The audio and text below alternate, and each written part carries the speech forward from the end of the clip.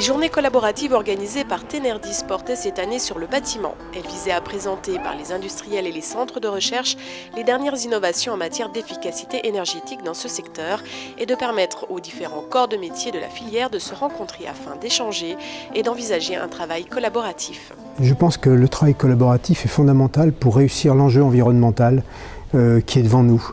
En gros, la limitation des émissions de carbone ne se résume pas à l'efficacité énergétique, mais un problème bien plus complexe qui doit engendrer des problématiques sociales, de comportement, des modifications de nos comportements, des problématiques de performance des systèmes et des problématiques de performance des enveloppes.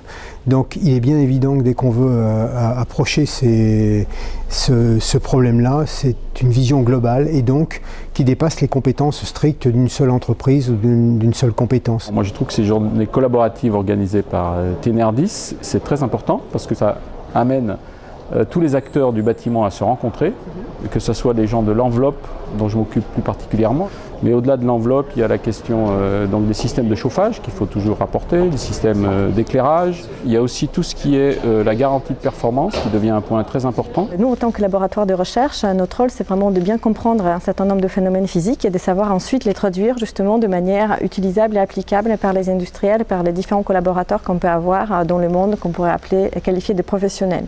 Donc souvent, justement, on essaye dans ces journées-là de se confronter avec des sujets qu'on pourrait appeler du terrain pour voir quelles sont les questions d'actualité qui se posent, quels sont les points qui posent des soucis aux professionnels sur justement la compréhension des phénomènes, leur utilisation, que ce soit dans les procédés ou dans les bâtiments tout entiers, pour essayer d'avancer ensemble sur ces sujets. On voit bien qu'entre l'architecte, l'exploitant, les thermiciens, les électriciens, il y a tout un lieu de convergence.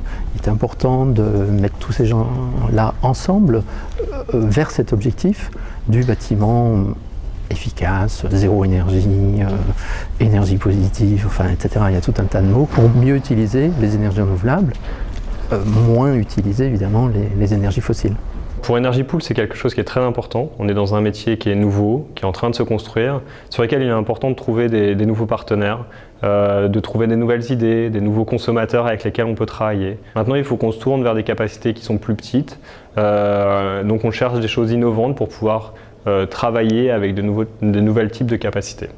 Donc le travail collaboratif pour notre société nous permet d'allier nos compétences classiques de tous les jours avec des compétences que nous n'avons pas dans beaucoup de domaines, puisque le projet sur lequel nous sommes engagés avec nos partenaires implique des connaissances qu'on découvre au fur et à mesure de ce projet.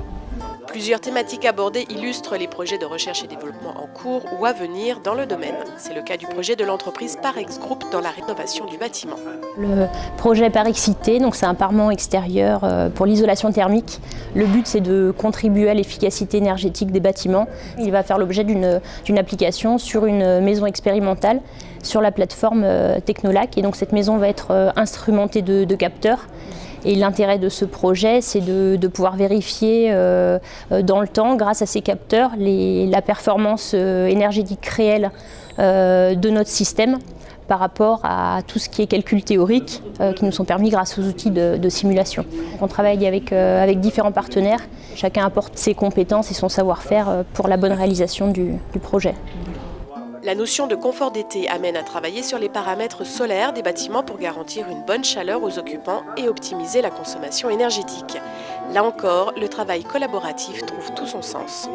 On fait un certain nombre de projets de recherche où on essaye de mieux comprendre le comportement des bâtiments pour les rendre plus efficaces du point de vue énergétique, pour qu'ils consomment moins d'énergie l'hiver pour le chauffage, l'utilisation normale et qu'ils soient toujours confortables l'hiver et l'été. On essaie aussi de le faire en collaboration avec différents centres techniques. Et on travaille aussi avec des industriels pour développer un certain nombre de technologies. Tout ce qui est système à absorption pour stocker la chaleur solaire l'été et pour pouvoir la restituer l'hiver pour le chauffage des bâtiments. L'autoconsommation et les réseaux intelligents permettent de réfléchir et d'agir dans le sens d'une gestion fine de la consommation énergétique. Et l'autoconsommation, c'est mettre en adéquation ses besoins et le moment où on répond à ses besoins avec l'arrivée, la présence des énergies renouvelables.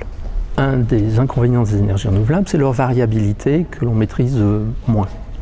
Et donc tout l'enjeu, c'est de pouvoir avoir des réseaux au sein desquels la demande soit mise en phase avec la production.